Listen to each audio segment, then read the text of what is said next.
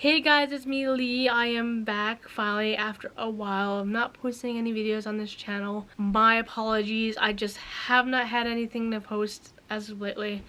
I've been saving books for hauls. I've been doing unhauling with video books that I just haven't been piling up for a haul video. And I haven't been reading in general, so I just haven't been doing bookish things as of lately. But today I'm here to show you what I'm going to currently try to read for April. I already picked them out, so I did that on the side because I was like, let me just do it to see if I can pick it out. And now I'm almost sure that I'm going to try to get through them as much as possible because my husband and I have been playing a lot of Warframe, and whenever we play Warframe, I have time to read. Why, you might ask that? Well, between missions, he likes to decorate his Warframes and update his Warframes. So I'm just like, I'm done, and he's like, I still got 5 more minutes to do this. So I'm usually reading. Anyway, I'll tell you what I've been reading, or what I'm going to read for April, or at least I'm going to try to read for April. I picked 6 books because I'm almost done with the one I'm currently reading now, which I've been reading for a while now, I'll be honest with you, but I started picking it back up since like the 15th of this month, March, by the way. It is Dead City by Joe McKinney. It is a zombie book. Let me read you a little bit about it. Battered by cataclysmic hurricanes in 3 weeks, the Texas Gulf Coast and half the Lone Star State is reeling from the worst devastation in history. Thousands are dead or dying, but the worst is only beginning. Amid the wreckage, something unimaginable is happening. A deadly virus has broken out, returning the dead to life, with an insatiable hunger for human flesh. Within hours, the plague has spread all over Texas. San Antonio police officer Eddie Hudson finds the city overrun by a ferocious army of the living dead.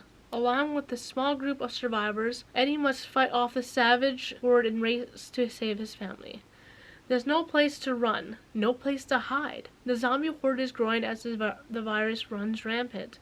Eddie knows he has to find a way to destroy these walking horrors, but he doesn't know the price he will pay. It is so good so far. I am all the way to this bookmark here. This is the end of it, by the way. Not the beginning, I promise. It's so good so far, and I think it's part of a 4-book series. I'm not 100% sure which book it ends at. I think it's the 4th book that it ends at, but I am collecting them. I'm picking up the mass market ones because it's the cheapest. I got this off of Amazon. I just put in zombie books, zombie apocalypse books, and I found it that way. And that's how I found a lot of books. I just have them saved to my wish list, and I'm gonna eventually buy them. But if you like zombies, it's a good book. It's almost constantly in, I'm trying to think of the right word. He's almost constantly fighting for his life. As should be in zombie books. These ones were picked from my jar of all the books that I have. It doesn't look like a lot, but there is a lot. There's more than 100 and some in here. I picked 5. And one of them is I Am Legend by Richard Matheson. It looks like this. It is another one I think I got off of Amazon.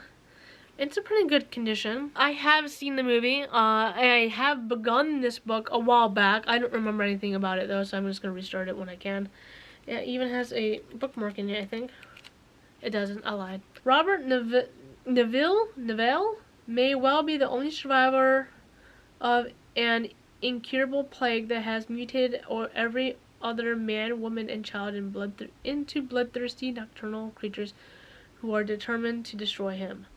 By day, he scavenges for food and supplies, desperate to find any survivors who might be out there.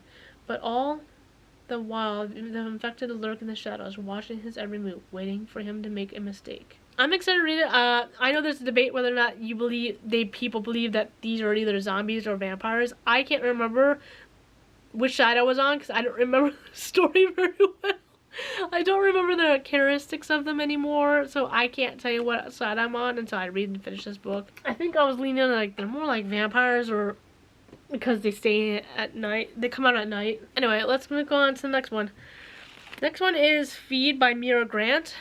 Another one I picked off of Amazon. I think I picked all these off of Amazon, so maybe one. It is yet again another zombie book. I want to read more zombie books, so I'm very happy that the jar picked out another one for me, although I'm not sure if I Am Legend is a zombie book or not. But Mia Grant is a great writer. I have her Parasite book finished. I read in August also.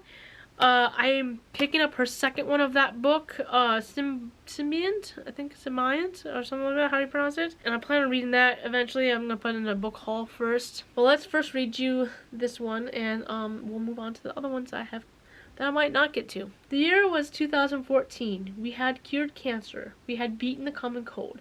But in doing so, we had created something new. Something terrible that no one could stop. The infection spread. Virus blocks taking over body and mind with one unstoppable command: feed. Now, 20 years after the rising, Georgia and Sean Mason are on the trail of the biggest story of their lives.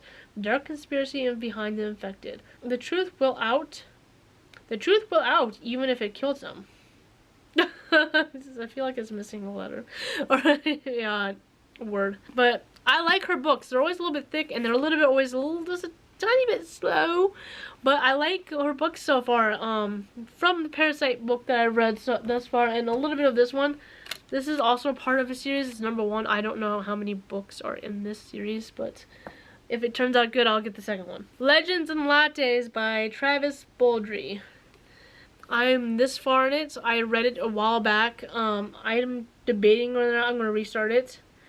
But I'm debating whether or not even to read it. I know that if I don't read it and I DNF it, I'm going to keep it because I love the cover so much. It is such a pretty cover. I love it that much. But it's a cozy fantasy. And I'm not a very cozy person. As you've seen with my recent books that I'm going to read this month. They're all zombie books. They're not cozy whatsoever.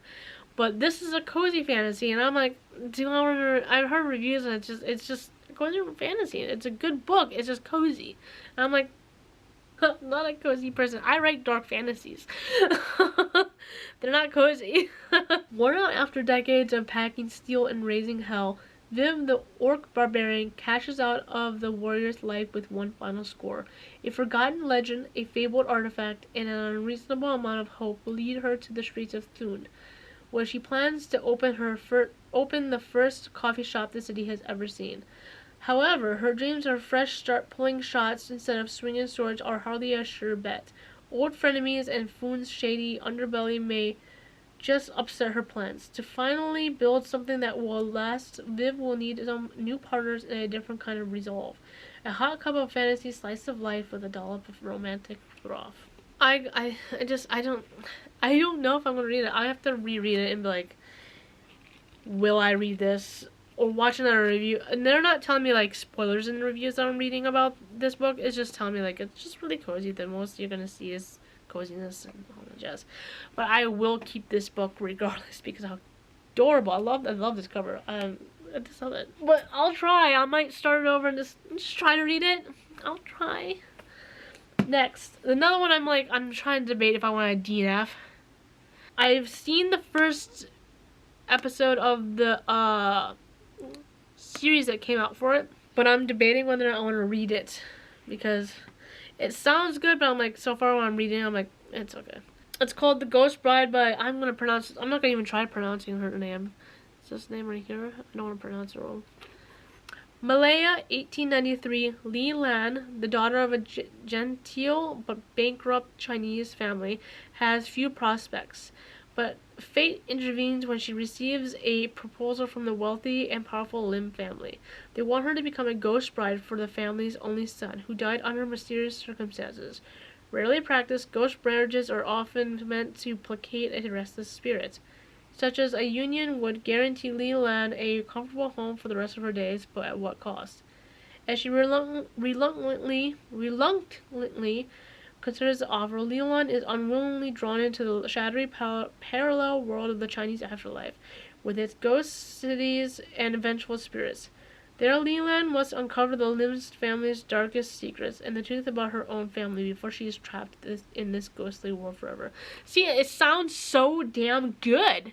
But I'm like, when I'm reading it, I'm like, this sounds kind of a little bit stale. I might just need to read more. I'm not going to say it is really stale because I haven't read that much. Look at that. Like, barely. So I'm going to continue reading and just make a guesstimate about how I feel about it. And lastly, the last book on my April book to be read TBR is A Good Girl's Guide to Murder by Holly Jackson. Now, when I first got into YouTube on this channel particularly, I saw this book everywhere and everyone was reading it. And I was like, I'll get to it eventually when my reading jar picks it out for me. And it finally picked it out for me. Looks like this. I got this from Goodwill for $1.91. Pretty and popular high school senior Andy Bell was murdered by her boyfriend, Sal Singh, who then killed himself. It was all anyone could talk about. And 5 years later, Pip sees how the tragedy still haunts her town. Now a senior herself, Pip decides to re-examine the closed case for her final project. At first just to cast doubt on the original investigation, but soon she discovers a trail of dark secrets that might actually prove Sal innocent, and the line between past and present begins to blur. Someone in Fairview doesn't want Pip digging around for answers, and now her own life might be in danger. So, I want to read it. It sounds good, and it's in really good condition for a Goodwill book. I mean, look at that. Nothing's wrong with it. Nothing's wrong with it. Definitely have to read this. It's on my list, so hopefully I get to it. So that is all for my April books to be read to TBR. And hopefully I get to them, and I hope you have a wonderful day, and I hope you like this video. Like, comment, and subscribe. Bye!